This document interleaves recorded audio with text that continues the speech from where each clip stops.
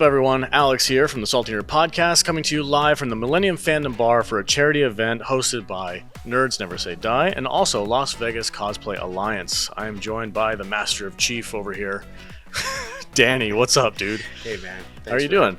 I'm doing well. Thanks for having me. Good. I'm really excited about tonight's event. Nerds Never Say Die was something I started in January of 2020. And the bad year. Yeah, we all know what happened in March. It kind of fell off a cliff, so I wasn't able to get it off of the ground. Mm-hmm. And thankfully, I joined the Las Vegas Cosplayers Alliance as their marketing director. Mm-hmm. And because this is Mental Health Awareness Month, and there just seemed to be a lot of tie-in with what we're doing at the charity and mental health.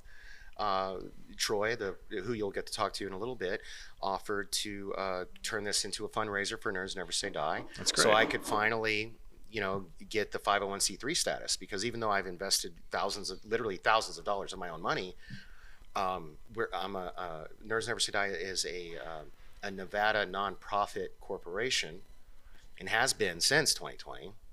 But I have not been able to afford to get the 501c3. Can you, for people who don't know, like myself, what is that? The 501c3? The 501c3 is the federal status that you get that makes it to where people can write it off donations on their taxes. Gotcha. So it makes it legit then. Yeah. Okay. Yeah. So I mean, Nerds Never Say Die is a legit Nevada nonprofit corporation. Mm-hmm. But if you, like, let's say you were to donate, the $700 I need to become a 501c3, you could not write that off on your taxes until I get the 501c3. Until paperwork's pushed. Yeah. Gotcha. But the cool thing is they backdate it, which it's kind of a blessing and a curse, because when they backdate it, that means I also have to go back and do those taxes. Mm-hmm. And the reason I know this is because I was the marketing director for another charity for 8 years, and they backdated the 501c3 for like because it took a while. 3 years, and we didn't do those 3 years of taxes, and they revoked our 501c3 status. Oh, no. And we had to hire somebody to take care of all that. Freaking Uncle Sam, man. He's got to get his cut. So, so let's take it a step back a little bit and tell me what was the spark that lit this fire for you? Mental health has been important to me for a very long time. I've been very outspoken about it. I've done a few live streams when I first started the charity. I'm a suicide survivor. My mom and dad, when they split up, I was 14 years old, and it was actually, the way it happened was really traumatic. And I attempted suicide. I went downstairs to the kitchen. I literally took like every single different pill that was in the cabinet, and I later found out, because I did that, some of the stuff counteracted stuff. So, my brother came home, he found me, he called 911. We lived in a small town called Thomasville, North Carolina. So unfortunately, like, when the ambulance came, there was like everybody. The whole town knew about it? Everybody knew about it. And I started going to therapy, things like that. And then as I got older, it was like there was a large gap of time where I thought it was okay. But what I've learned is that there really isn't. If you have mental health issues, it's not like there's no cure for it. Mm-hmm. You know what I mean? You can put it at bay. You know what I mean? You can treat it, but it's kind of like herpes, I guess. It's always there. It's a terrible analogy. I'm sorry, but so therapy is really, really important. Okay. So a buddy of mine, and I don't want to bring stuff down, so I don't want to name names or anything, but about in toward the end of 2019, a buddy of mine committed suicide. And this was like literally the 6th or 7th friend of mine who had committed suicide.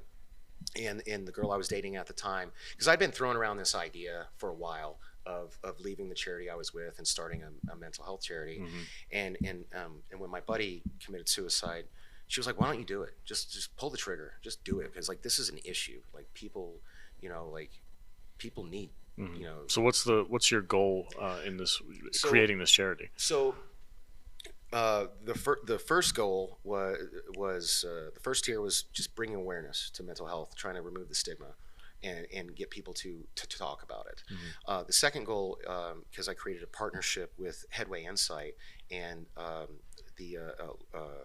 Clint Banks, who you'll talk to later, licensed clinical therapist. where what we want to do is we want to raise money for people who either don't have insurance that covers therapy, Okay. or the insurance they have, they can't, right? Yeah, they it's can't not afford enough. it. And so what we'll do is, like, the goal is if we can raise $5,000 per person, we can get them into a weekly session at Headway Insight a year, for an entire year. So 52 sessions. Yeah. For each person. Yeah. Wow. Which is, like, first of all, it's dirt cheap. Mhm. You know what I mean? I suck at math, but do the math. I mean, it's like less than $50 a session. And normally these therapists charge like $100 or more. And because we believe that every single person who wants therapy should be able to get therapy. And I really hope that there will be a day that, like, I always hate to bring it back to wrestling. Don't pick on me. We're all nerds here, yeah. man. So Scott Hall, Razor Ramon, died recently, and I took it really hard. And he was a big inspiration to me because he battled with alcoholism, and it's really easy for people to judge alcoholics, but like his best friend summed it up perfectly in this interview I saw, where he was like, "Look, if Scott had had cancer, nobody would have judged him." You know what I mean? And alcoholism is the same thing. It's a disease, and it just always bothered him. And mental health is the same thing. People are very judgmental, and we just want to shine a light on that, to remove the judgment, remove the stigma, and get, especially in the nerd community, man. I mean, there's I know we have a lot of fun. We pour a lot of salt on things, hence the salty nerd. But at the end of the day, even if we disagree, we're not doing it in a hateful way. No, we're not tearing each other down. You know what I mean? Yeah. Sadly, though, there's too many people that do tear you down, and I want to help. It's really important to me that people know there's help out there. So that's kind of what the genesis of it was. Okay, that's great, man. So you talked about the stigma of mental health issues. Have you experienced anything like that yourself? Just like not wanting to get the help because you feel like it might label you? Is that? I did, yes. Okay. So when I told you about the thing when I was 14. And, I was a kid, so I had no choice. I had to go to therapy. I was basically forced to. And then later in life, I got married. I had my oldest son with my first wife, and then she left me. She left us. She left me and my son, and I took that really hard. And I got really, really depressed. I had suicidal ideations, like thoughts and feelings I hadn't had in like 10 years started coming back into my head. But I knew I had to be strong and I had to be there for my son. But back then, this is in the 90s. I felt like only. Can I swear or say? It's your show, Oh, man. okay. Do whatever you want. Okay, so I felt like only pussies go to therapists. Okay. You know what I mean? Like, Yeah. and I'm a man. I don't need that. Right. That's some pussy shit. Yeah, put your feelings away. Yeah. Get back to work. Yeah. So I tried that and failed miserably. And one of my best friends, Jason Spencer, love you, brother. He found me in the midst of a suicide attempt, and saved my life, and kind of brought me back to wanting to live again, and I started going to therapy and getting the help that I needed, and that was, this was, it's like 20 years ago. So I have had that personal experience. That's why this is so important to me. Yeah. What's been your greatest success out of this? So like you're recovering, and it's like you said, it's a constant effort that you have to fight for. But what's been a success story for you? Oh wow, the fact that I'm still here right now. That's a big success. You know what I mean? Yeah. Like, I know that sounds like a cop out, but really the fact that I'm still here, and that I have 4 kids that I love to death. We were talking earlier off camera, like one of my closest friends on earth, his wife passed away, and his daughter and my daughter are good friends, and I had to take her to the memorial yesterday. It was the first time she'd ever had to deal with anything like that. So my biggest success story is that I'm still here, and people like Mike, and I said this in my little whatever speech or whatever you call it when I was talking at the memorial, is he's been one of my biggest supporters. I've known him for 25 years, and he literally, in my darkest times, he would come to my house 4 or 5 times in a week. And he lives in Summerlin, and I live in Southern Highlands. And for those of you that don't know the geography of Las Vegas, we couldn't be further apart. And he would literally come over 4 or 5 times a week just to make sure, you know, you were okay. Yeah, I didn't do anything stupid. So that would be my, you know, like the fact that I'm still here and still kicking and still able to talk shit about Picard. Speaking of nerdy stuff like that and pop culture and whatnot, do you feel like the industry, the comic book industry, that your hobbies, basically those things that you love, do you feel like those kind of helped you along your way with this recovery, or kept you occupied on something positive? Oh, definitely. I mean, distractions are always great.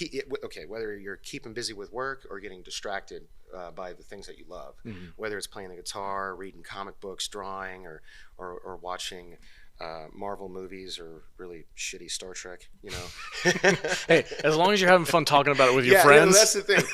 Like, and I say that all the time. Like, I would not be watching half of the shit I watch if I wasn't talking to you guys about it. Yeah, you know what I mean? For sure. So yeah. That's great, man. So what would be your best advice as somebody who's been struggling with this for a long time, and you've recovered, you're in a good place right now?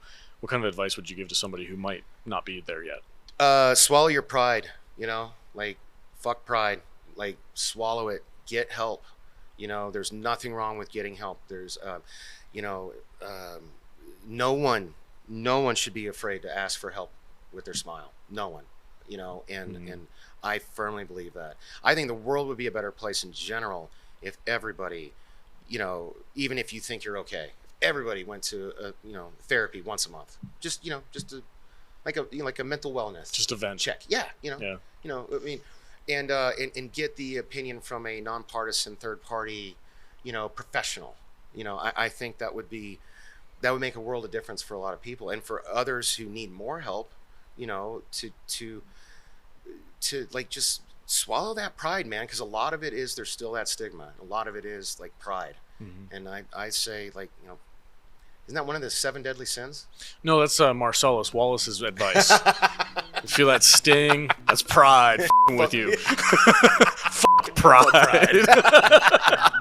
Very nice. All right, Danny, it's been great talking with you, man. Likewise, Thank you so man. much for being here. Thank you. This is a wonderful event. I wish you all the success in the world, man. That's awesome. Thank you so much. What's up, everyone? Welcome. I am Alex from the Salty Nerd Podcast. Today we're here live at the Millennium Fandom Bar, joining Las Vegas Cosplay Alliance and also Nerds Never Say Die. I'm joined today by Clint Banks, who is a licensed therapist. Welcome, sir. Thanks for being here. Thank you. I'm super glad to be here. So, first, introduce yourself, let people know what your credentials are, and how you got involved with Nerds Never Say Die. So I'm Clint Banks. I'm a licensed clinical social worker, and I've been a therapist here in town for about 7 years. And I got introduced to Nerds Never Say Die through their outreach program, right? So I've worked with Danny in a couple of other settings. And in that regard, what we're trying to do with Nerds Never Say Die is to be able to create an option for people that don't have access to therapy because it's either too expensive or they don't have insurance or something in that kind of realm, or they just don't know what therapist to go to, right? And so they can contact Nerds Never Say Die, and then we'll try to connect them with a therapist and some resources to try to help them to be able to get therapy. That's great. So you've got a long career in this. We just got done talking about your schooling and stuff like that, how many years you spent. So Yep. Why is it that you do what you do? That's a good question. Sometimes I kind of bang my head against the wall and go like, why? But the point ends up being, at the end of the day, it ends up being rewarding. When you see somebody hit that moment where they make a breakthrough, or they're able to kind of relieve themselves of guilt and shame that they've been carrying for many years, and they can break through that and start to forgive themselves and start to like themselves and really make a lot of movement in their life for the positive, there's, you know, that's what's really rewarding and valuable. And so that's, I would say, the large reason why I do it. The behind the scenes reason why I do that is because secretly I actually really like other people's drama. Right? I don't necessarily want drama in my own life, Right. but I find other people's drama to be, fascinating, right? And then on the other side of that, I genuinely like people, right? I find that I learn so much from other people's experiences and helping them through what they're trying to figure out, right? So my job isn't necessarily tell somebody, do X, Y, and Z, and you're going to be better, right? Like, that's not really how it works. It's more about helping that person open up their perspective, open up their mindset to be able to see if there's a different way to look at it. Have they been kind of repeating the same mistakes over and over and over? And if they start to kind of open up in that space, will they actually be able to see that missing piece, that thing that they've been missing for so long, to go, oh, wow, I can do this different. I can look at myself different. I can interact with people different. And this starts to change their life in so many different ways. So I think that that's really the ultimate reason why to do this and be in mental health. So you're in it to help people. You want to see people progress to a healthy state. Absolutely. Certainly not in it for the money, because that's gone a long time ago.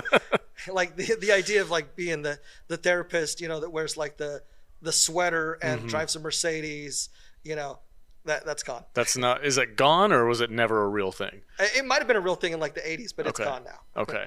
Yeah. Right on. So speaking of like, this is the biggest question I wanted to ask you when I found out I was going to talk to you. I was so excited. I was like, this is the perfect guy, because you're a super nerd too. You showed me some pictures of you. You're in full cosplay as a wizard. You have this fantastic beard.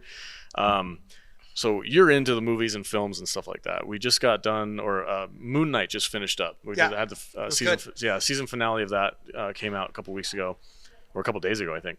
And on Wednesday, yeah, it was that recent, huh? So I binge watched the whole season today just so I could prepare for it, because I didn't have plans on watching it. So I was like, I might as well. I'm going to talk to a bunch of people today, so I'm going to watch it. And how do you feel that show handled mental health issues with Oscar Isaac's characters? Oh man, I really like what they did here, right? Dissociative identity it's a really big issue in the regard that when a person has dissociative identity disorder, or more commonly known as like multiple personality disorder, right? What happens is they lose time. They don't remember what happens in that period of time. And so when he's going through those experiences where he's just kind of waking up in a moment, that can literally be what kind of things they experience. And they have to just immediately step into whatever that role is. Oh, I guess I'm doing this now. Right? Because it's embarrassing to them to let somebody else know that they don't know what's going on. Right?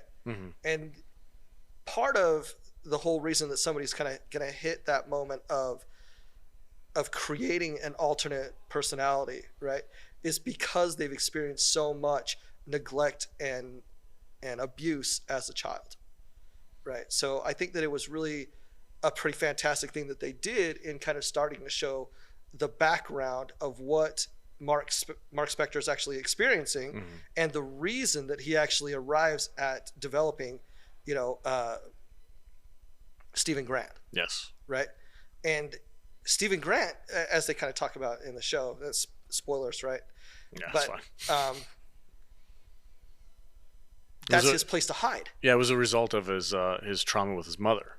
Right. Yeah. So they talk about in that moment, where some people might think it's because of the loss of his brother, but it's not necessarily the loss of his brother. It's more about the experience that he had with his mother.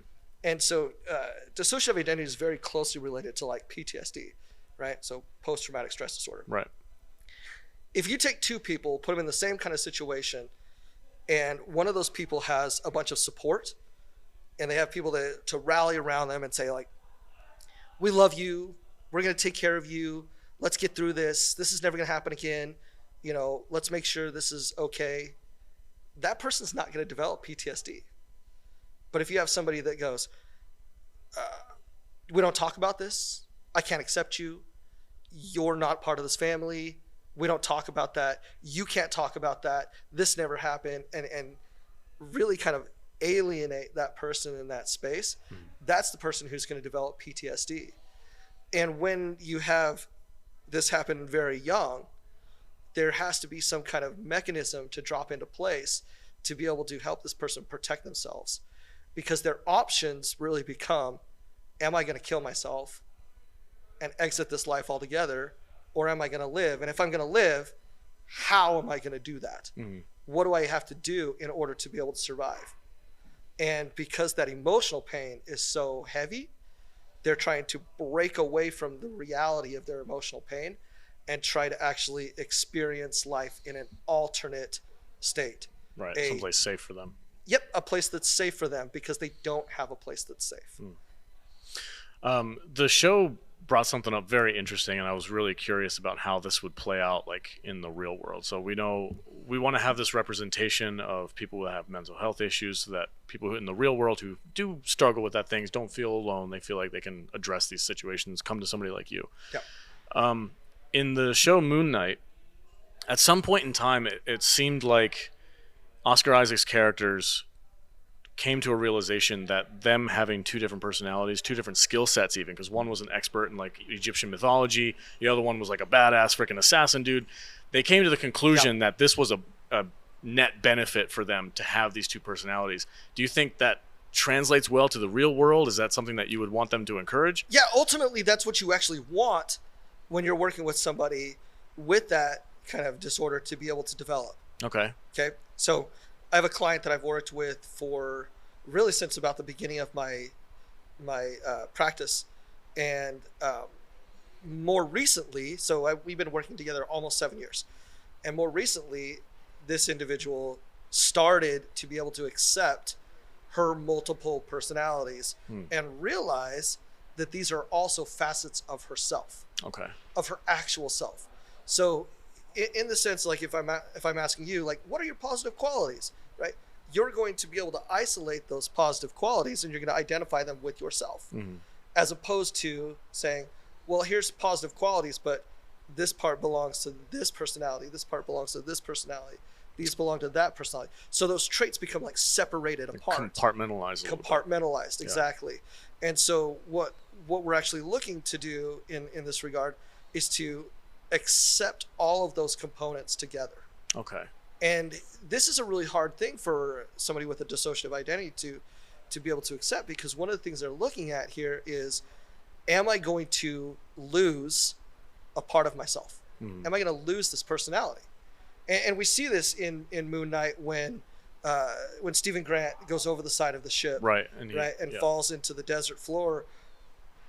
That part of his personality essentially died, and that leaves Mark Spector kind of longing for, this was a part of myself that I used, that was a safe place for me, and if I don't have that, how am I supposed to be?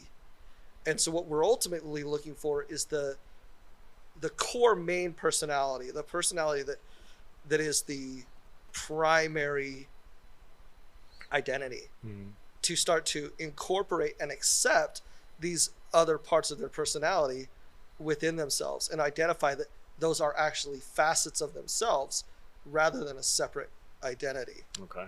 So the show did it right, you would say then? Yeah. So here's one of the things I think is really interesting is they kind of allude to this in the beginning where, Stephen Grant wakes up in his room, or he's getting ready to go to bed, and his bed is surrounded by sand, right? And he's got this tether hooked to a pole, and this is his attempt to prove or to stop himself from dissociating in the night and going off and doing something, right? Well, I had a client that I worked with for a period of time who was starting to understand that he had dissociative identity disorder. And he would wake up in the morning and then there would be things that had happened. Like he had sent a bunch of text messages or had called a bunch of people, and wakes up in the morning, has no idea, but things are moved around in his house. But he lives alone. Right? That'd be freaky. It would be freaky. And all of a sudden people are calling you going like, hey, you were kind of not really yourself last night. Right. And that's kind of super unnerving to kind of hit that point where you're like, I keep waking up in weird places. I keep coming to my senses in this weird space. To start out, people are unaware of this condition until until they start picking up on these clues then. Absolutely. Okay. I had another client that I was working with that he had been through some pretty significant trauma and neglect as a child, but as he grew up, he had to grow up on the streets, and so he had developed a part of his personality that was extremely street savvy, right? But he also had another part of his personality that wanted to improve himself and to become a better person. So he actually was a chef, right? And so in the daytime, he was a chef and worked and had a wife or a girlfriend and was developing all those things. And in the night would produce music. And so in the morning, he'd wake up and he'd have this whole new track that he didn't remember producing. Whoa. And then he'd have to go back to, his family that understood that he was dissociating, and they'd say like, oh yeah, you wouldn't go to sleep and you went and did this. Right. And so it's a hard thing for them to be able to arrive at that place where they can accept that these things are happening, because there's a word that gets thrown around a lot in mental health, and this is like crazy. Am I crazy? I have clients ask me that all the time, right? And I'm like, no, you're not crazy. This is just stuff that happens, right? I've only really had 2 clients, I think, in my whole time as a therapist that I would actually label as crazy. And so other than that, this is just kind of what happens. Is it almost always, or does it always tend to go back to a childhood trauma or something like that? Is that kind of like the general consensus about when things start? So it depends on what kind of diagnosis we're talking about, right? Some diagnoses or mental health conditions are actually organic. So in that sense, like bipolar disorder, schizophrenia, these are things that are hardwired into your brain. Genetic. They're correct? genetic, Yeah. right? And they're there, right? If it's something that's more situational, like depression, anxiety, PTSD, these are products of our environment, things that we've experienced that can lead us into that kind of direction. And so it's important for us to be able to recognize, is it this or that, right? But at some point, a person has to be able to identify, here's an issue and I need to do something about it. What do I want to do about it, right? And that's that point where I think when we're working with somebody with these kind of conditions, we're looking for a way to empower them to be able to help them to understand that they're not defeated, that they're not alone, that they can have somebody to be able to rely on, right? And then be able to start to get them to look for other people in the community around them to start to develop more of a support system. And that can be really hard for somebody who's had, a lot of trauma in their past. So is it always in our childhood? Not necessarily, but definitely there are a lot of things that do happen in our childhood that we have a hard time reconciling as we grow up, right? So we're talking about like treating these people and trying to get them to a better state. How do you feel about the current use of pharmaceuticals when it comes to these kind of therapies? I know recently I was listening to a podcast with Dr. Rhonda Patrick, I believe, and she was talking about how an antidepressant is like the number 3 to 2 most sold drug in America. Yeah. And that's just kind of, it's a striking number to think about that. Like how many people really need this versus how many people are just being prescribed it. How do you feel about the current state with medication these days? Well, I think it's important for us to be able to recognize, is somebody getting a medication and verbal treatment, right? Are they actually sitting with a therapist and working with a therapist? So if we take those 2 things together, and a medication that's appropriate for that person's diagnosis, that works for them, and verbal treatment, right? So face-to-face or teletherapy or something like that. That is the most productive way of treating somebody's mental health condition. Okay. Right? But now this is, I might get a rant here, but go for it. That's why I asked that question. Right. Here's the thing that kind of drives me nuts, right? So pull back the curtain here for a moment. It drives me nuts when we have mental health practitioners that are poor diagnosticians. if they don't know the difference between bipolar disorder and addiction, they shouldn't be prescribing medication. If they don't know the difference between bipolar disorder and PTSD, they shouldn't be prescribing medication, because they're not necessarily doing that person any good, right?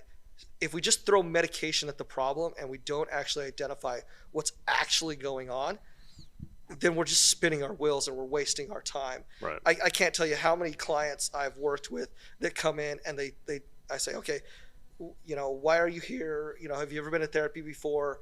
Have you ever been diagnosed with anything before? And then they give me a laundry list and they go, well, I've been diagnosed with schizophrenia and bipolar disorder and PTSD and depression and blah, blah, blah, blah, blah, right? And they go on and on and on. And I go, okay, do you ever use any substances? And they go, oh yeah, I have a pretty long history of addiction. And that right there tells me, okay, nobody before me did their job ever, right?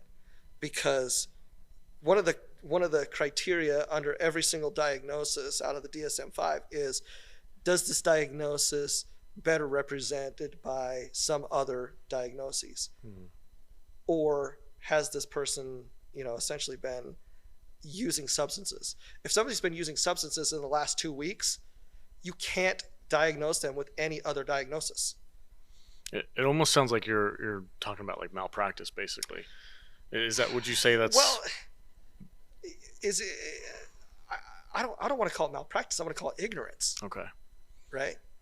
They just simply don't know better, or they're not asking appropriate questions. Is there a solution to that? Do you think there's something that us as a society can do? Yeah, I think there is. I think it's at the point when you're actually going through your schooling. And so in my field of practice, you do your schooling, and then after that you go into what we call an internship, but it's not similar to other internships. It's more of like a residency for a doctor. And so for 2 years, to some people do it in 3 years, you're actually working under another therapist or other, It's like fully an licensed therapists. Yeah. And in that period of time, you're getting supervision. You should be asking a lot of questions, right? But if in that process, they don't teach you a good, healthy skill set to be able to rely on, then you're going to do the same mistakes that people have done forever, right? And I think honestly, one of the things that is a bit of a pet peeve of mine, right? So like, here's that moment where if any insurance companies are listening, like stop listening for a moment. But I think insurance companies don't do us a service. So there was a big push for a while for insurance companies to or for therapists, right, to cure somebody in 8 to 10 sessions, because insurance companies don't want to pay for it, right? And so what we end up having is, you're not going to fix somebody in 8 to 10 sessions, depending on what's going on with them. If I'm going to work with you on your childhood trauma, right, it's going to take a long time, right? In Picard, it took 10 sessions or 10 episodes, right, for him to be able to get through, right? But that's not ideal. That it doesn't work that fast. It's not like you can just have a couple of flashbacks and then you're all of a sudden better because you're working with a therapist. I've been working with this client with dissociative identity disorder for 7 years, and she's finally starting to see that she is a complete person and worthy of love and attention and appreciation. 7 years of weekly therapy. Wow. So what's that? 52 times 7, 350 plus sessions, right? And she can actually have conversations with people without dissociating, right? And insurance companies are like, well, can't you just get them better faster? Yeah. Right? And so then there becomes this throw whole... pills at them or something. Yeah, and throw pills at them, right? And say, we're going to use this pill and that pill, and you're going to be okay. But those pills don't make you better. Those pills simply are all about symptoms, right? And so they're not addressing the problem, they're addressing symptoms.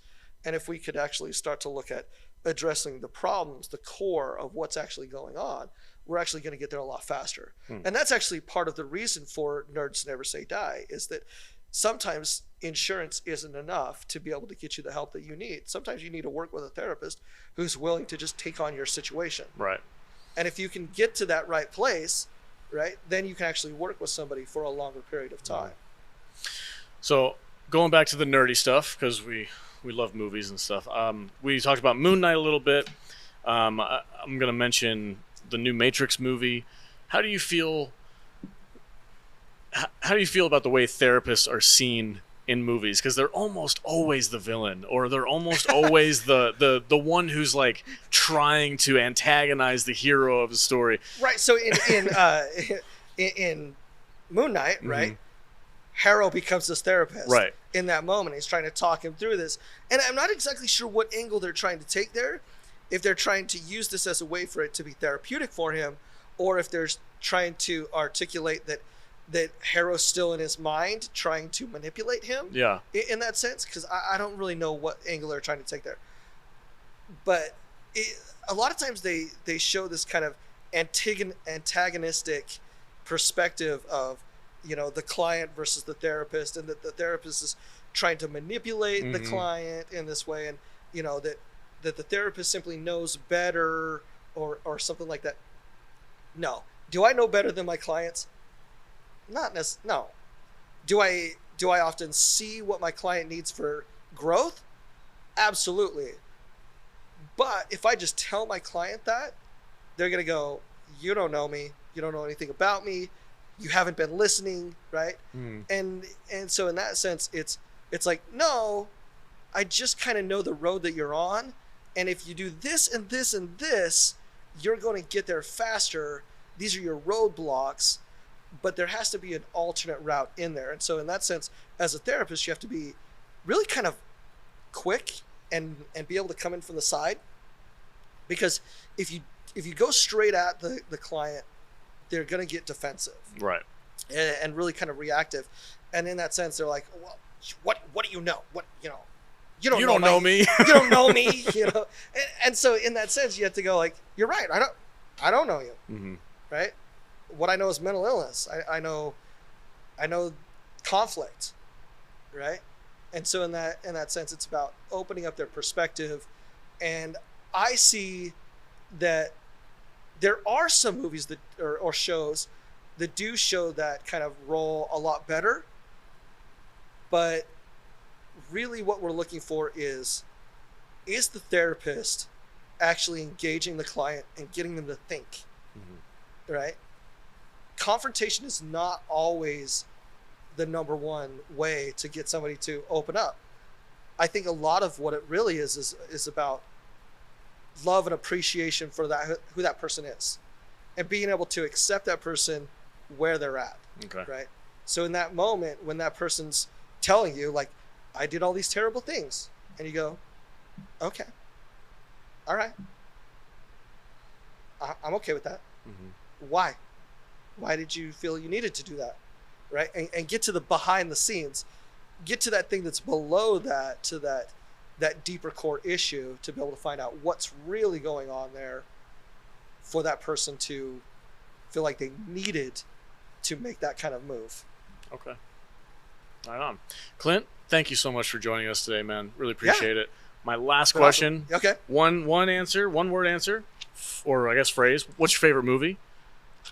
I would love to know that. Oh, Brother, Where Art Thou? I love that movie. Coen Brothers. Yeah, so good. Excellent. So good. All right, cool. Well, fantastic soundtrack.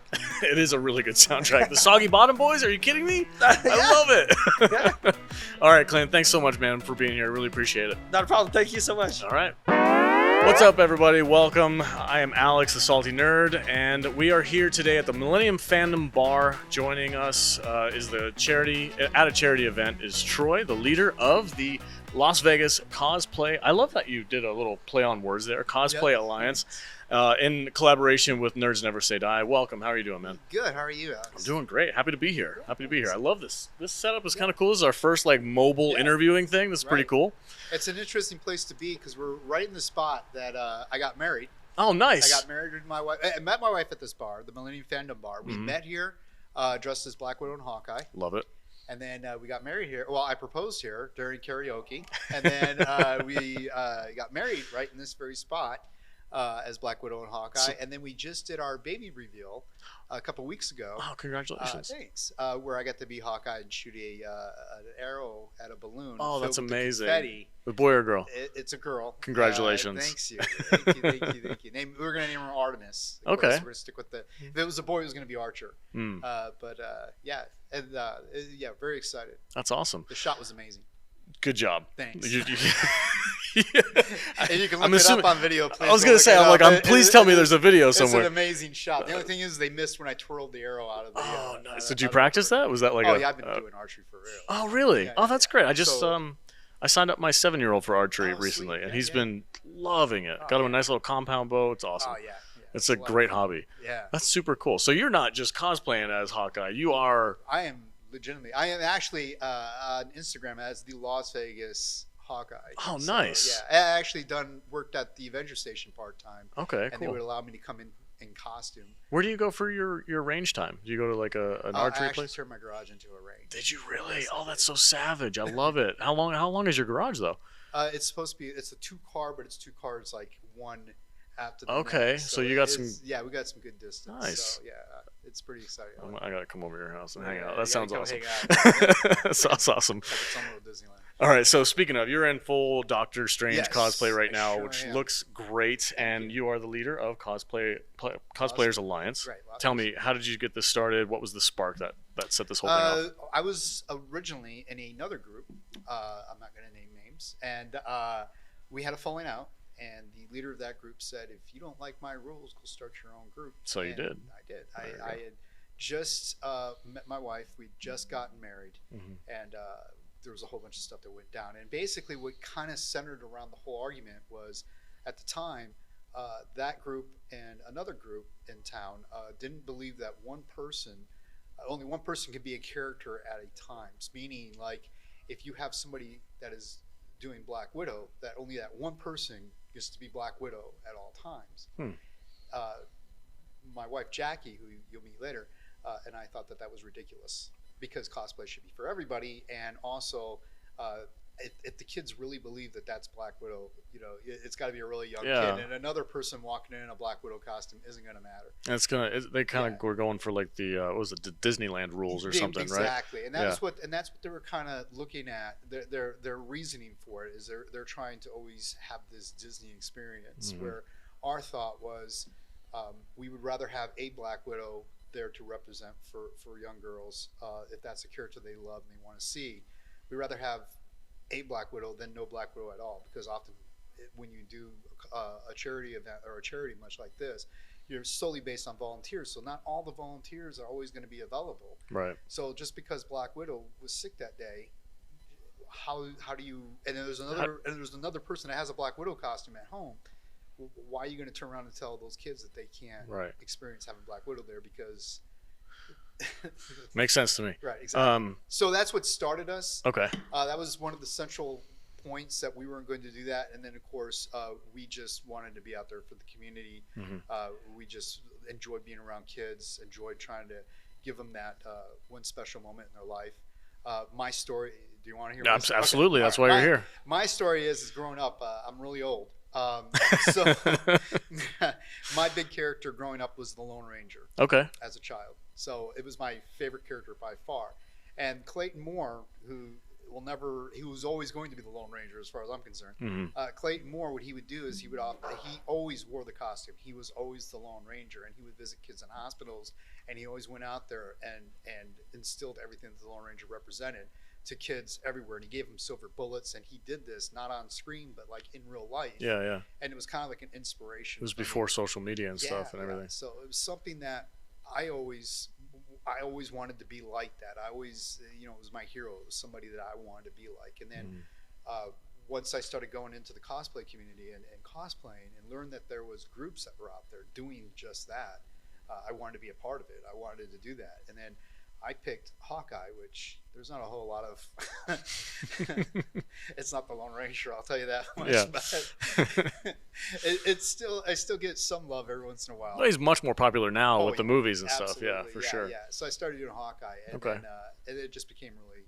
I enjoyed doing it, and then Currently, my roster is Hawkeye, Doctor Strange. Mm. Gaston's my favorite one to do. Nice. Yes, that's when I can let it all hang out. Yeah.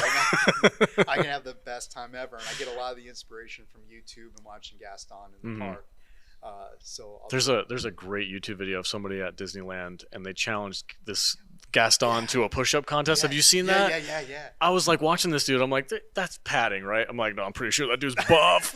Like, he was doing it one-handed. He was doing one-handed push-ups, and I was like, jeez, that's and crazy. He was mocking the kid. Yeah. It was a great video. I was like, That's wow, awesome. That's great. So, what are the logistics of actually doing something like this and bringing a whole group of people, volunteers, to a hospital? Who do you have to contact to get the ball rolling on that? Generally, we contact the hospitals, and they have a volunteer, somebody that's in charge of volunteers. Mm-hmm. So we generally talk to the hospital. We arrange times, and there's a lot of rules. They're not difficult rules to follow when you're in a hospital. Of course, now it's masks. Masks are absolutely necessary when you go into a hospital. If we're going to do pictures or anything, of course, there's got to be parents in the room. Right. Where they're going to not discuss why they're in the hospital, we don't want to talk about Just there that. to put a smile on their face. Yeah, just put a smile on the face. We don't need to talk about why they're there. We don't need to know why they're there. HIPAA regulations too, but also, who really wants to talk about that? Yeah. Really, you're just kind of, if you've ever been in a hospital, I'm sure we all have at some point, staring at that TV set or at the ceiling gets old, and having some of us come in. We usually come in with toys, and our gimmick, I don't want to call it gimmick, but our thing is we come in with toys and books. Your niche. Let's call it your niche. Is toys and books. Okay, that's great. There's other groups that do comic books and stuff like that. And that's really cool. But we decided to go with books. At the time, we were doing some events at Barnes & Noble. They're really cool about letting us do an event there. And they gave us donations through how much money that they made that day while we were there. Oh, that's great. Yeah. So we actually did like all of our events in total doing with Barnes & Noble came up to like $1,200 worth of Barnes & Noble credit, which bought us a lot of books. And my wife is very adamant about adding Legos into the I've giveaways. got 3 young kids, and man, Yeah. Legos are a staple. Right, Absolutely. Right. Yeah. So yeah, that's definitely what we bring to the hospital visits is Legos and generally books. That's great, man. So for you particularly, what is your greatest success story when it comes to this kind of thing? How you started this? We went through that, but like when you actually put it in motion and you're there and you're making these kids smile, do you have a particular moment that really touched you? I'm trying to. First of all, there's a lot of them that really touch me, but I don't want to cry. On this. Oh yeah, okay, yeah. No, I don't want to. So I kind of want to avoid some of those. There's some really tough moments because I've done a few Make-A-Wishes. We've done some Make-A-Wishes, but when I was with another group, I've done a few too. And unfortunately, those kids passed, and that's upsetting. Yeah. You know? But for the moment that you were there, you did your job and you did what you were hoping to accomplish, and you did that. The thing that I didn't expect putting this group together, that's been a big thing that I think is great, is it basically turns into a family, a family of people. Throughout the 4 years we've been together, we've lost people and we've had drama and issues and things like that. But all in all, most of the people who have been with us, are our family. We do Christmas parties at my house. They talk to each other about how to make a costume, or they all help each other out, or if they're looking for a piece, we have some chats on Messenger that they use, and they communicate with one another, and they're generally happy to see one another when they get around each other. We just went and saw the Doctor Strange in the Multiverse together. Yeah, I think I saw Danny's photos of that. You guys were all in costume and stuff. It was really cool. Yeah, it's turned that part of it outside the kids is a really great thing that we're very excited about. That's great. My wife and I, like I said, sometimes like any family, you have issues and you have problems, and you hope to remedy it. And sometimes you lose people, which common goal amongst everybody that's involved in this is to just help the kids out and make them happy, right? So you guys, that's kind of like the glue that holds everybody together. Exactly. They get it. They know what exactly it is that we're doing, and again, it's like I don't think I'm giving away anything that the news hasn't, but there was a young girl that was just recently, she was in the hospital. She'd been stabbed 11 times, 4-year-old girl. Oh my God. The person that stabbed her was suffering mental conditions. He believed he was trying to get a demon out of her. So he was suffering.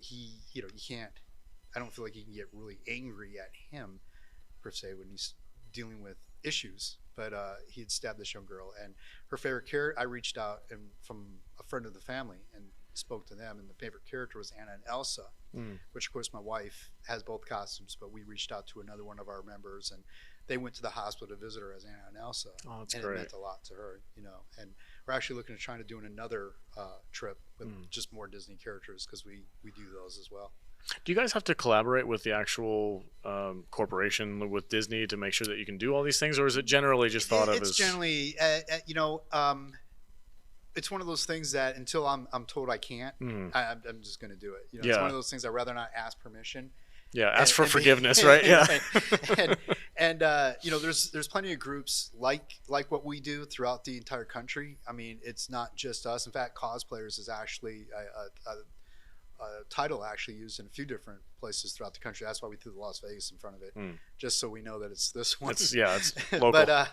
but yeah, there's quite a few of these throughout actually the world that do what we do, and you know, I get to see some of them on Facebook. You know, we're friends with them, and yeah, it's I don't know if any of them ever having a cease or desist letter. I can't imagine that would be good PR for them if they started no. cracking down on yeah, like because that. then you have to go to the comic book conventions. And you have to tell all those guys they can't wear the costumes. Yeah, either, you know, and again, we're a nonprofit. We're not doing it to make any sort of money. I think that the might money be the that we key, do make is actually invested into books and toys, and Right. and when we do have to spend it on costumes, there's certain costumes, there's certain characters throughout the communities that we visit that are important characters. You know, Black Panther is a very important character to bring out to the community. And you know, one of the things that separates my group from most groups, and again, I'm not bad mouthing anybody, it's just the way that we handle things is we're very diverse. So meaning that we don't believe we don't believe that you have to look exactly like the character to represent the character. We believe that to be the character, you have to know who the character is, and you have to have that spirit of the character. So that young girl out there, that little girl that's overweight, we may have somebody that doesn't fit the body size of Captain Marvel in a Captain Marvel costume, just so there's a representation. Or for that little boy that's Asian that loves Captain America, we might have an Asian Captain America, just because we don't believe in it has to be a Hollywood representation. We don't want that. You know, we want there to be actually characters that people that understand and love the character, dress as the character, bring in the spirit of the character. We have a couple people that actually will that will gender bend, meaning that they'll take a character and they'll do a male Swap or it female. out. Yeah. And we're totally down for that. You know, we have our good friend Jason. He does a Cruella de Vil as a male, but a male version of Cruella de Vil, and he's great. I love seeing our group when there's actors involved in the acting. Get creative with it. Yeah, because it just makes it so much more fun for the kids. But yeah, he definitely does that kind of stuff, and we totally love that. You guys are pretty open to pretty much anything. Do you have like quality standards that people have to meet? It's just basically the costumes. We don't want you to go down to Party City and get a costume and throw it on. And if you do, you know, there's so many talented people within our group. Like I said, there's people that work with foam. There's people that work with 3D printers. You know, there's this costume was purchased through China, but my wife did not like these pieces, so they've been 3D printed, and new ones were made because she just didn't like the ones that came with the costume.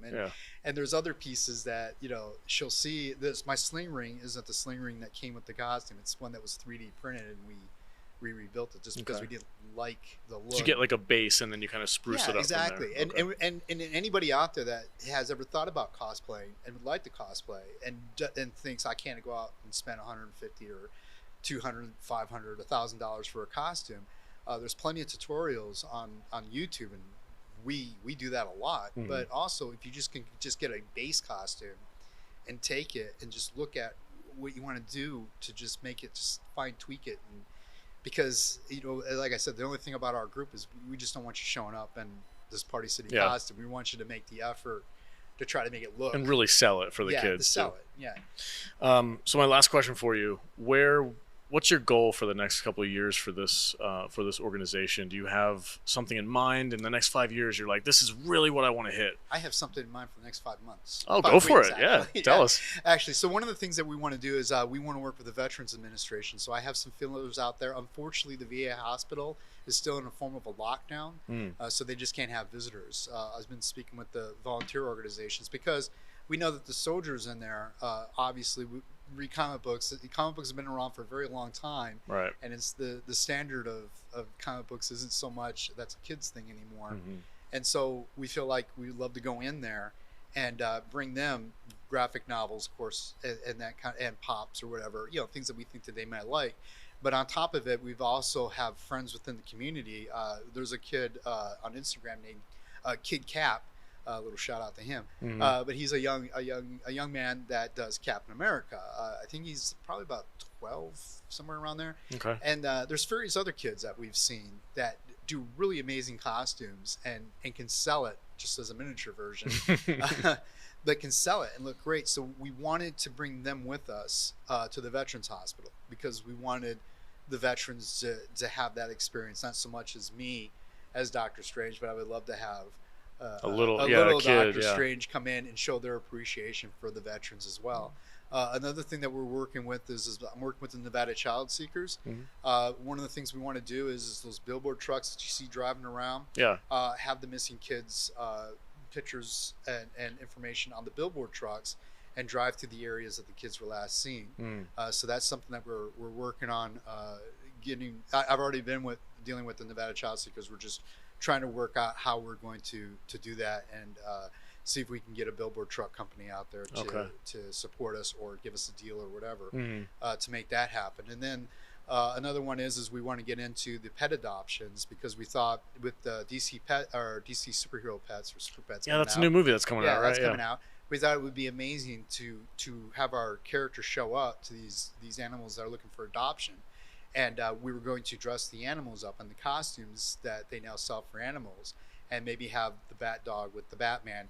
Our original thought, because it's getting very hot, and I won't lie to you, we really don't want to be out in costumes out in the heat. I don't know how those people do it in July at San Diego Comic-Con. I'm like, you're all nuts. We really don't want to do it. But we did think we could do photo shoots and, of course, put it on our social media and see if we can help get these animals adopted. Putting them in the character costumes, maybe even put together a calendar. Okay. We thought that would be a fun idea and something that we could do that would be helpful. And then that, and of course, I had a friend that I lost to leukemia, and we do a lot of work with like St. Jude's Children's Research Hospital and those types of organizations. So we go to a lot of these run walks, and we're there to cheer them on. But I'd like for us to actually participate and raise some money and do the run walk. So, and our group, because they're a family, they have their own little chat about fitness. So there's a handful of them talking about fitness and trying to hold each other accountable. That's a powerful thing. Right. Yeah. They get into shape. Yeah. So it's something that they put together on their own without any of my suggestion. And I'm very proud of them. I think it's awesome that they do that. So I'd like for them to be able to participate. And of course, we're looking at, we want to do we have an idea. We're friends with some very talented people named Michael and Rachel Knight. He's a Michael Jackson impersonator and a George Michael impersonator. So two opposing. Yeah. But he pulls it off, and his wife does Madonna. They're away right now on a cruise ship doing shows for that. But we're hoping to see him come back. But we wanted to do a thing called Cause Fest. So we wanted to kind of do a take on the 1980s festival. It's Cause Aid, I'm sorry. Okay. That was the name of it, Cause Aid. So we want to kind of do a take on that using Michael Jackson and Madonna impersonators and do a show, and we wanted to try to raise money for cancer, for kids with cancer and stuff, and contribute towards that. So that's great. Those are actually the 5 that I can think of. I'm glad that you have things like preloaded, ready to go. Like, I know exactly what I'm going to do. Right. All right. So where can people support you guys? You guys have a website? Yeah, absolutely. Our website is going to be cosplayersalliance.com. Yeah. org. I'm sorry. I'm looking at my guy. Cosplayersalliance.org. It's a relatively new website. And of course, you can find us on Instagram as Las Vegas LV Cosplayers Alliance. You can find us on Facebook, of course, Las Vegas Cosplayers Alliance. And then Twitter, I believe, is also Las Vegas Cosplayers Alliance. Okay. So you can find us on like various All the social platforms, medias. yeah. We're there. We're everywhere. We do. Last year we did about 50 events. So there's Nice. always something that you're gonna find. That's almost one a week. Jeez. Yeah, it was. I won't lie. October during the trunk or treats for the about a good 10, 12 a week. Wow. So it was crazy. That's nuts. Yeah. All right. Well, thank you so much for being here, Thank man. you Really very appreciate much. it. Appreciate I'm it. glad we could make this happen. Yeah, And thank you. good luck, man. Thank you. Thank you very much. What's up, everyone? Alex here from the Salty Nerd Podcast at the Millennium Fandom Bar, a charity event involved with Cosplayers Alliance of Las Vegas and also Nerds Never Say Die. And I'm joined by Katie, who is involved with Nerds Never Say Die. Welcome. How are you doing? Yes, absolutely. I'm doing well. Happy That's to be good. here. That's good. So, first off, tell me your credentials, who you are, how you got involved with that crazy man Danny over there and his charity. Yeah, absolutely. So I was born and raised here in Las Vegas. I've seen the town really grow. I've seen our mental health also really, I think, struggle during that time. And I met Danny after I came back from college. I went to college up in Reno, so true Nevada girl. And I studied psychology up there, met Danny afterwards, and we immediately, I think, connected on mental health. I've always been really passionate about it. I have a history of mental health in my own family, and he's, talked to me about some of his struggles, and we really connected on that level. And then when he came to me to be secretary of the board for Nerds Never Say Die, I couldn't say no. I knew that I had to be a part of it because it's such a great cause, and the more we can get people to talk about mental health, the better it is. So, why do you do what you do? Like you said, your family, or you have dealings with mental health in the past. Is there something that really sparked you to motivate you to help people? Yeah, absolutely. I would say I started off really young. My mom really struggled with mental health. I saw her really struggle with mental health from a young age. After she and my father got divorced, she did attempt to take her life, and then from there we kind of experienced the ins and outs of the mental health system, both from a therapy standpoint as well as psychiatric standpoint. And I just became immediately passionate about wanting to help people. I knew that no matter what I did in my life, it was going to be helping people with their mental health, with their struggles in some way. I went to college, kind of figured out that therapy maybe isn't the right way for me, but getting that message out there, communicating it to the world, that's really the passion that I have. And that's, I think, why it worked so well for me to join the board with Nerds Never Say Die. What was the thing that surprised you most once you started learning more about the details behind therapy? Yeah, I mean, I would say that therapy really it's so stigmatized, but therapy is valuable for everybody. The thing about therapy is that you don't need to be in a crisis to go to therapy and to really benefit from therapy. And oftentimes people wait until they're in that crisis moment, and then it can be even harder to kind of climb out of that hole that they're in, and they can feel a lot of shame around that. But if we're all just saying that, hey, it's okay to go to therapy, just like you go to your doctor, go to your therapist. When you have a problem with your body, you get that taken care of. When you have a problem with your mind, you get that taken care of. And to eliminate that stigma, that's what's most important, I think. And learning that through my own therapy, through my own experiences in mental health has shown me how valuable it really can be. The mental health is a huge thing. I know there's so many different ways that you can improve that too, even just like getting outside and doing some exercises and working out. Like there's so many studies out there that show like, oh, I went out and I ran and I did this regularly 3 times a week and it improved my mood. What kind of things do you do to kind of keep that motivation going and keep yourself healthy? Yeah, that's a really great question. So I spent a lot of time doing research in mental health. And so I've really, I think, dove deep into, what works and kind of, what the different treatment methods are and kind of what can help. And in all of that said, I can struggle to do it with my own self. I think it's sometimes the that saying goes, the cobbler's kids don't wear shoes. And you have to remind yourself when you work so hard in this field that you do have to take a break, because burnout is real. And so I know I've seen that with therapists as well as doctors. I spent a lot of time in the healthcare community here in Las Vegas as well. And if you're not taking care of yourself, then those 10, 12-hour days that the community needs you, it just becomes harder and harder to do. And so for me, self-care comes in the form of putting the computer away during the weekend, really taking time to do things that I love. And I think that that's what we all have to do, is to remember that life is about doing what you love and not just, fixing the world or chasing a dream. You got to take care of yourself and look at the world around you. What are your thoughts on the use of social media and a healthy balance of using it as a tool versus people using it so much that it kind of drives them a little crazy? Yeah, absolutely. Social media is a tough one. And I go back and forth, I think, sometimes daily, especially when something really political happens, right? And then everyone kind of blows up. And I think just to myself, turn the map off for a while. Exactly. And I think to myself, I should not be on here. So I think that's a balance, like you said, a moment of balance, and just knowing when it's time to step away, recognizing that, like everyone says, the face you put on social media is just that. It's just a face. It's not who you truly are. We're not putting out everything that we're thinking, and we probably shouldn't be. I think that it's better to have these communications in person sometimes, and I think that's part of the problem with social media, is things get lost. Absolutely. Lost in the words. For sure. Yeah, there's no context in a text message. Yeah. And it's very difficult to get the right things across, and all the time, people confuse sentiments. But there's a weird thing that happens, and I always I have to remind my friends and stuff, and I'm like, Twitter or whatever social media app you're on, it's like, that's not your therapist. You don't need to be putting all that stuff out there, because the feedback that you're going to get, although some people do rally around you and you'll get those nice comments and stuff that make you feel good, but a lot of the time it just kind of is like, those aren't your friends, Exactly. They don't know you. You don't need to be airing that kind of stuff.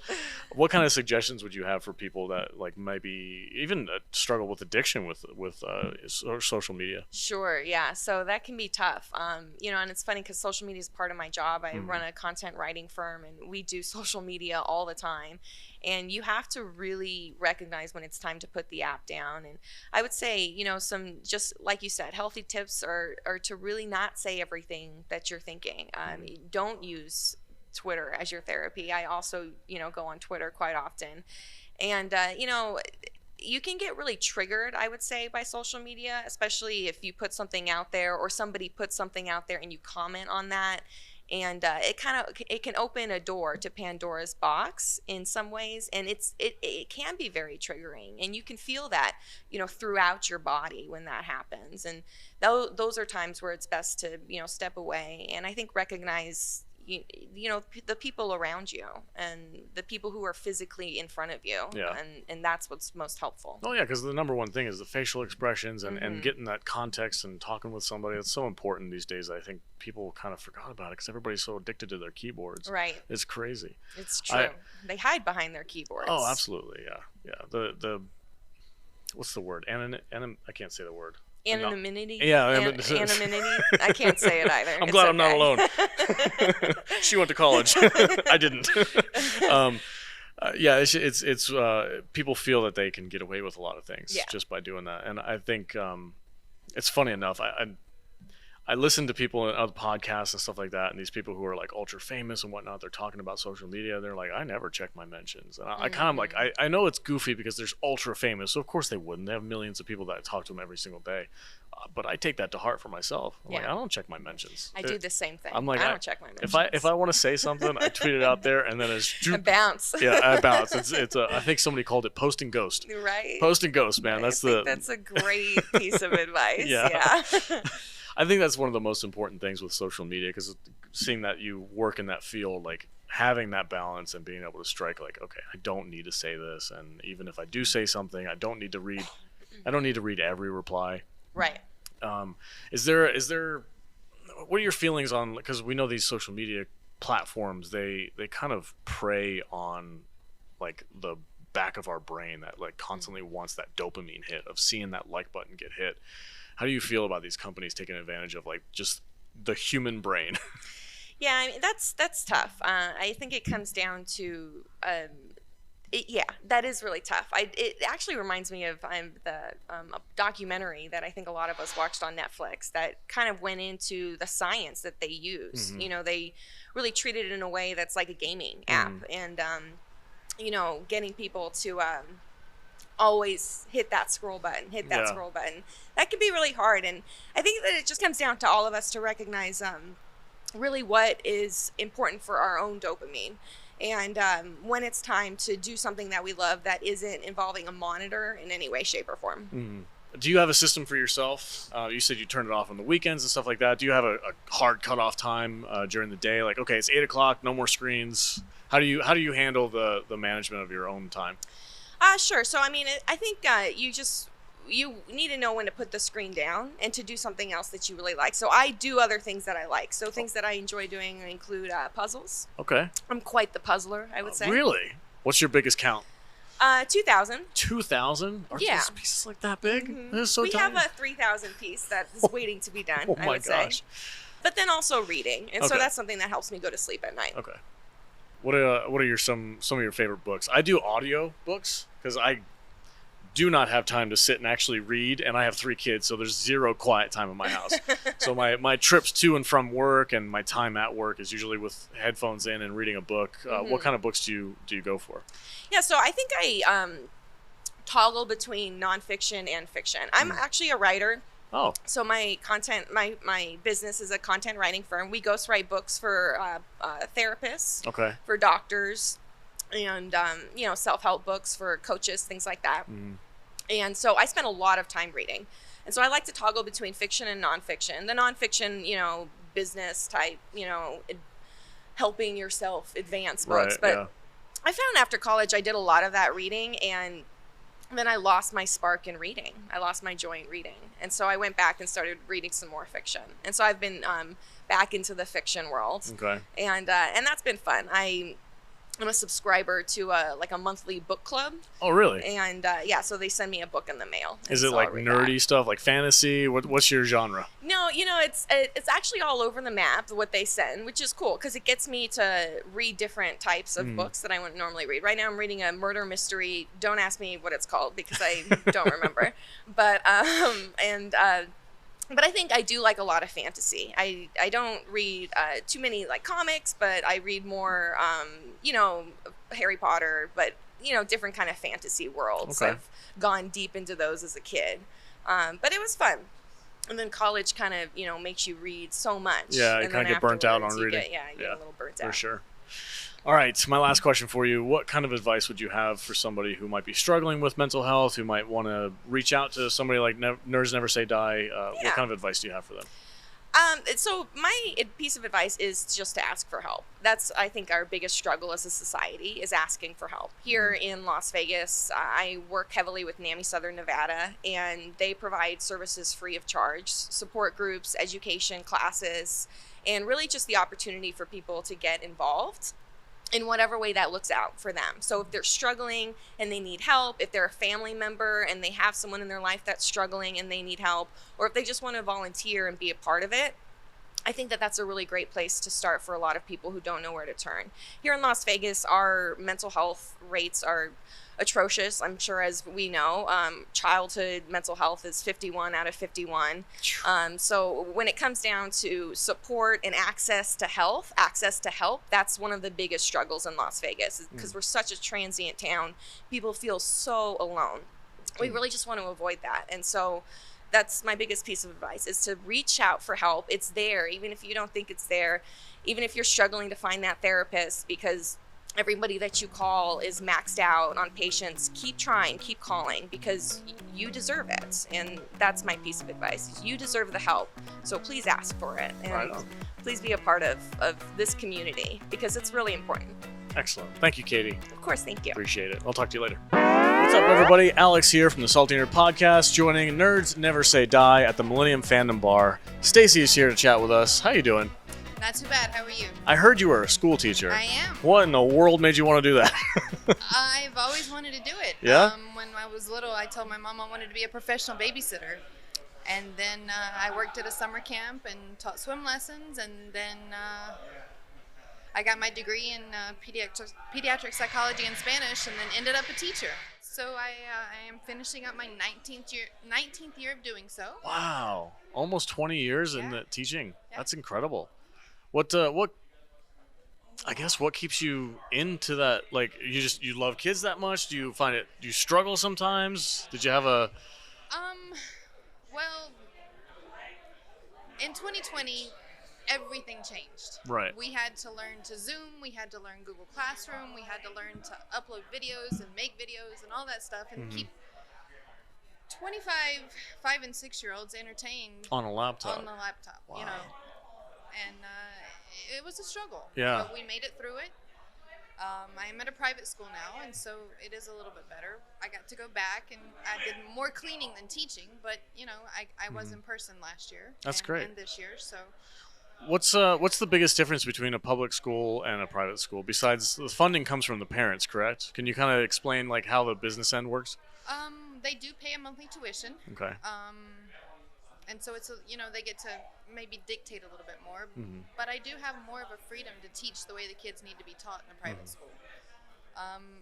It's a school of choice, but it's also we can say who can get in and who can't based on behavior, based on an academic test that they take and things like that. What do you find parents struggle with the most with their kids? Trying to keep them motivated. Having their kids at home for the past 2 years has definitely opened up their eyes to the things that we do, and trying to just keep them motivated and keep them on task and doing what they need to do to be successful in school. Okay. Do you incorporate some of this nerd fandom into your teaching? Oh, definitely. Oh, glad to hear it. I'm a huge Star Wars fan, and Okay. so I've got my rules are the Force. It's like an acronym for that, and their table numbers are Star Wars things. My whole alphabet and my number chart are all Star Wars things. Nice. And May the 4th was actually a fun day. I had a kid ask me, "Can I bring my lightsaber and my Darth Vader helmet into school?" And I was like, "No." But I did get special permission for him to be out of uniform and in Star Wars shirts or some more dresses and stuff like that. For the day or whatever. That's Yeah. really cool. Do you find that the use of nerd culture and stuff kind of improves the kids in their learning and stuff like that? Oh, definitely. I have graphic novels and comics in my classroom, and they're like, "We can read these," and I'm like, "Yeah." It's reading. Yeah. A lot of them need the visual stimulation for it, and get more engaged. And they're like, "This is a lot of pictures." I'm like, "But you're reading what they're talking about," and they're like, "Yeah." Yeah. I'm like, "Then you're reading," and they were like, "Yeah." one of my personal favorite teachers growing up was Mr. Mooney, and this was like 4th grade. I still remember his name. And the thing that stood out to me is I walked into his classroom for the first time. I was super nervous, being a little kid. You go to a strange room, and it was just nerd everything. There was statues from like Alien, and there was a train set that went around, and there's movie posters everywhere. To this day, one of the most influential teachers I've ever had. And I think that's really important. I love that you're doing that with your kids. That's really cool. Oh yeah, I also have probably the biggest classroom library in the school. I mean, I have kids that I had last year come to my class. Can I get another book? It's like, you got any more than books? You know? Like the Dave Chappelle meme. You got any more of those books? That's awesome. But I do foster a huge love of reading, and I just had parent conferences, and I've got parents that said, our kids wouldn't pick up a book, they wouldn't write, and now they want to have journals. And I've got a kid that rides her bike every weekend to the little neighborhood share a book thing, and I've got kids that had no interest in learning at all, and now they're just like, can we read more, can we write more, can we just engagement that they've never seen. Yeah. And it's very satisfying to know that I had a part in that. That's awesome. Do you feel like the kids are starting to heal from the COVID lockdowns and stuff like that? Do you think that's still kind of in process, or do you think that's kind of recovered? I think they're relearning to be structured again. I mean, they had, some of these kids haven't been in a classroom for 2 whole years. Yeah. And you can't really engage a kid via Zoom. Mm-hmm. No matter how hard you try. And I think they're finally, realizing, we just lifted the mask, and they can talk to each other. They can be close to each other. They don't have to be 3 feet apart from each other. Right. They can share manipulatives again. They can sit and have conversation about the things they just learned. Whereas before they had to be, way far away or on the other side of a camera. Yeah. So they are recovering. But we do have to keep in mind that they've gone through a pandemic. It's been a while since they've had, this has happened to society, and as long as, we're sensitive to the needs they have, they're going to continue recovery. That's awesome. I love what you're doing. That's so great. You're such a, I don't know, I can't say it enough. It's really cool to see somebody who takes that so personal and is like, you're bringing this culture of like movies and comic books and stuff like that into a learning environment. I think that's true. I homeschool my kids, so I try to do the same thing. I'm not as good at it as you are, but I definitely try to like. So when I'm teaching my kid math or something, we're doing a math class or whatever, and we're doing geometry. He's addicted to like Minecraft. And I'm like, awesome. Minecraft is perfect because it's all squares, Yeah. and you can just count the squares and what you could do 3-dimensional objects like that and stuff like that. So I try to utilize his passions in his learning to try to make it not so dogmatic and just like all copy paste and learn this and that. So I think it's super important, and I'm glad to hear there's teachers like that out there. You have to learn what the kids are into, because like I brought, I don't know if you know Plants vs. Zombies. I do, yeah. I do graphic novels for those too, and my son had them at home, and one of the kids brought in one of the little toys, and I was like, oh, you like PVZ? He was like, you know what PVZ is? And I was like, yeah. And so I brought in a few of his books, and I was like, I've got books on them. He's like, I can read those at school? And I'm like, yeah. So like once you tap into like what they're into, they're more likely to be, into learning as well. So, That's awesome. Do you encounter situations with the young kids that like you can kind of utilize your knowledge of mental health and kind of help them along the way? Definitely, I've had to work with kids with coping strategies because they get frustrated, and tempers flare up. Or these are emotions that they're just learning to use, and you have to guide them on how these big feelings are affecting their day. Because if the big feelings take over, their day is over, and they have to go home, and then they miss out. So you have to be empathetic to all these emotions that they're experiencing, because if I don't know, we call them monsters in our head or something like that, and they don't want them in there, and so we just have to help them calm things down. That's great. Well, thank you so much for chatting with us. Really appreciate it.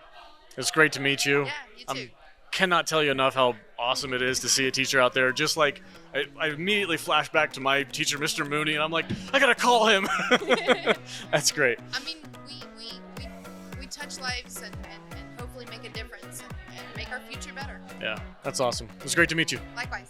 Thanks. What's up, everybody? Alex here from the Salty Nerd Podcast. We are at the Millennium Fandom Bar, and I'm sitting next to Tyler. What's up, dude? How you Not too doing? much, man. How you doing? You are like the Riker of the bar. Is that correct? I would take that. Okay. Yeah. That's a compliment for sure. thank you. Riker's Thank a you. badass character. I'll take it. I like it. How long have you been working here? Dude, I've been here for about 4 years. I've been coming as a customer since the very beginning, so 6.5 years now. But I've Nice. been working for about 4. Right on. What made you jump from customer to employee? Well, I think it was my crazy outstanding bar tab, so I just had to start working it off somehow. You started off washing dishes. Yeah, right. Right. No, I don't know, man. I love this stuff. I love the nerd crowd. I love nerdy things. Yeah. And so I was here all the time. And when the bar started getting busier, I just watched and learned. I'd never bartended before, and just paying attention, learned it, and they finally threw me on and started me working. It was cool. Nice. Right on. So how'd you get to the number 2 spot? Have you been working with Alex a lot? Yeah, so Alex found me on Facebook because I've been cosplaying for a while, and I had built a set of armor from the video game Skyrim. Okay. And Alex saw that on like various cosplay posts on Facebook. Wait. Which armor? The Stalrim armor, the ice armor. Okay. Yeah. So I ended up winning a cosplay contest at a Comic-Con here in town. Alex found me and like reshared a post for me on Facebook, and I was like, who is this dude? Like, I found out there was a bar I showed up to the bar. It's all gone from there, and me and Alex became good friends. I was coming every week, and you know, being a super nerd, him being a super nerd, we just clicked. And then, you know, eventually as I started working here, he just, you know, would throw more things at me, you know, have me, you know, dealing with people. I'm a pretty like charismatic person. I like being social, extroverted, and that's Alex too, the owner. So I just kind of started being his doppelganger, started doing what he did, and eventually he just kind of made it that part of my job. Nice. And it's kind of gone on from there. So okay, cool. I got so many questions about your cosplay. Hey, so man, you've been doing you've been doing it for a long time. Yeah. Are you into like the 3D printing craze now, or are you sticking with the foam? Dude, I don't have a 3D printer yet. I've done most of my stuff with foam. Okay. I like to work with hard materials like that. The armor is made out of acrylic. Okay, wow. So like a hard plastic. Yeah.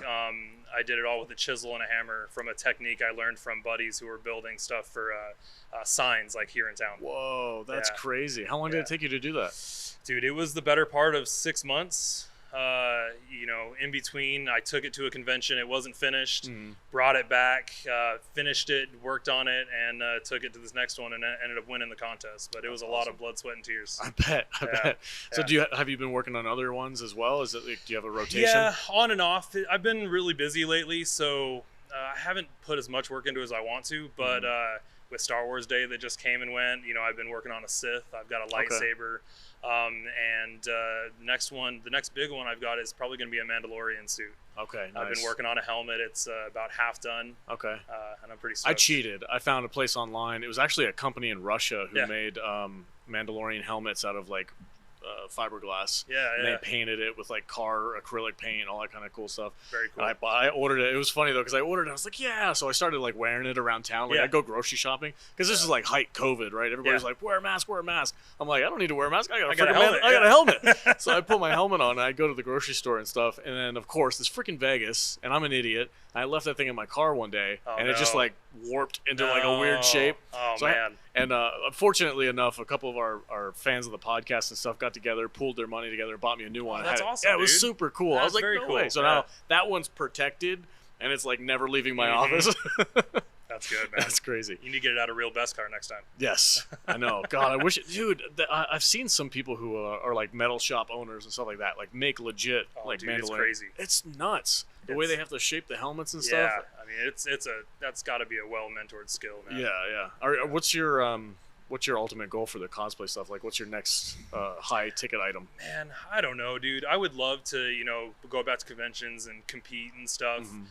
It's a lot of work, dude. Like the people that put time and effort into that, I mean, it's tough stuff. It's not just, you know, sitting down and whipping something together. Yeah. So I don't know if I'll ever get back into competing. Maybe, who knows, but I'm just a big kid, dude. I want to wear it around to the grocery store like you, dude. Yeah. I want to be in full, you know, Beskar armor from Mandalorian and walk around and just like. Well, there's that meme that's so true, right? It's like how guys dress, how guys actually want to dress, and it's freaking it's Boba Fett. I'm like, accurate. Yeah, absolutely. That's awesome. So, are you a gamer as well? Do you play a lot of games? What kind of games do you play? Right now, man, I've been with Elden Ring. You know, it's one of the new ones that came out. That's the big craze lately. Oh, dude, it's intense. But favorite games of all time, Mass Effect. I'm a huge sci-fi nerd. Mass Effect is great. Grew up on Halo, so. Yes. Are you enjoying the TV show? I haven't started it yet. Okay. I'm worried because I've read all the books, and so I don't know, man. I don't Actually, okay. So if you're a book reader, you might be pleasantly surprised. Really? Okay. Yeah, because they take a lot of book lore, and they very cool. And they put it in this TV show, and it was funny because the first episode that we reviewed, I was going off on them. I'm like, I don't remember this, and this isn't in the games, and this, and then I went I got checked by my fans. They were like, hey, dude, read this book. So I went and I read the Cole Protocol and Silent Storm and stuff like that. And I was like, oh, they are actually using this kind of stuff. So I was pleasantly surprised with that. Pacing's on the show is a little weird. How do you feel about Chief wearing his helmet or not wearing his helmet? Man, dude, I don't know. It's tough. I mean, on one hand, they're like, oh, you know, you have to show a face for audiences to understand this character. But on the other, we had the Mandalorian. Din Djarin barely showed his face once. Yeah. And I think to diehards, like I would consider myself diehard, I don't need to see Chief's face. Yeah. But reading the books, I mean, he doesn't always wear his helmet. Yeah. And I mean, they say he's more comfortable in it, but I mean, it's still a book where there's downtime, or you know, where you're in just military casual gear or whatever. And Okay. I don't know. I think I gotta watch it. I'm not gonna lie to you. It was a tough pill for me to swallow. Yeah. I was kind of. I'm a gamer. I love the games. I played them all, and I'm like, man, I didn't need that. Yeah. I could have went most of this show. There's a few scenes where I'm like, okay, I get it, because he's out of his armor and he's doing his own thing or whatever. Yeah. But yeah, it's a lot of fun. The battle scenes are freaking epic, though. I've heard. I'll give him credit for that, 100%. I've been trying to stay away from everything from it until I watch it, but Okay. some people are saying, dude, the battles are so cool. Yeah, Like seeing the Spartans like fully commit to something. Episode 1, and then I think it was episode 5. Is that right? 5 was the big battles one. It was like the middle of the season. Yeah. Mhm. So I'm not gonna spoil anything for you, but Appreciate if you're a book reader, I Yeah. think you'll be pleasantly surprised. Okay, I'll probably start it this week. Grab the subscription. We've got what two more episodes to go, I think. Yeah, it's worth it. If you just do the free trial and just binge it. Yeah, right. That's the key. Right on, man. So, you guys put on a ton of events here. This bar is like the number one place. If there's a nerd that comes to town who has a YouTube channel or whatever, everybody's like, we're gonna meet at the Millennium Fandom Bar. Oh, dude, it's awesome. We love it. What were some of your favorite events that you guys have put on here? Well, dude, just a few days ago, May the 4th, Star Wars Day. Mhm. It's insane. So many people show up, and it's like a Halloween, right? We get people who aren't even our regulars that just show up because people are like, oh man, it's Star Wars Day, where can I go? Yeah. And Millennium Fandom Bar, like you said, is like number one spot. And it's cool, dude. And I'm a Star Wars nerd, so like I get to see people showing up in full Stormtrooper kit. Nice. People from the 501st Legion. Yeah, I was gonna showing say, up. yeah. We have a local 501st. We do, right? we do. Yeah. We know plenty of their members. They're awesome people, like really good people. And yeah, dude. So May the 4th, we always put on a really good Harry Potter party. Yeah, that's a huge fandom. I've only seen the first movie. Oh, come on, dude. I've only seen the first one. I didn't like it. You gotta read the books. I guess You gotta grow up on these things, dude. No, Harry Potter Night's fun because it's we do our own little like tournament to it. Get a little competitive because with Harry Potter there's all the different houses. Right. Slytherin, Gryffindor, Hufflepuff, Ravenclaw. So we say that whichever house comes with the most people dressed in your house colors, whether it's cosplay or you're just wearing like a red shirt or red robes or green hat, whatever.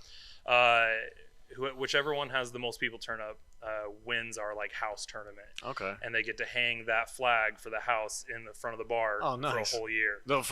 You guys can't see it in the video, but the front of this bar is epic. You got the thanks, R2 man. unit, you got the Millennium Falcon on the bar. I love the Klingon freaking and the. Dude, we embrace every fandom. It's gorgeous. I love hanging out here. It's so cool.